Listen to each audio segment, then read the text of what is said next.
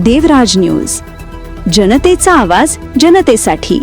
देवराज न्यूजला सबस्क्राईब करा आणि बेल आयकॉनवर क्लिक करा। नुकत्याच पार पडलेल्या नाशिक महानगरपालिका निवडणुकीत श्रीमती सीमा रंजन ठाकरे, श्रीमती जागृती गांगुर्डे आणि श्री नितीन राजवाडे हे नगरसेवक म्हणून निवडून आले आहेत। या नवनिर्वाचित नगरसेवकांनी राज्याचे अन्न, नागरी पुरवठा व ग्राहक संरक्षण मंत्री मानना छगनराव भुजबळ यांची मुंबई येथील निवासस्थानी सदिच्छा भेट घेतली। यावेळी भुजबळ साहेबांनी सर्व नवनिर्वाचित नगरसेवकांचा सत्कार करून त्यांचे मनपूर्वक अभिनंदन केले। तसेच आगामी काळात नाशिक शहराच्या सर्वांगीण विकासासाठी कटिबद्ध राहून नाशिककरांच्या सेवेत झोकून देऊन काम करण्याच्या सूचना दिल्या।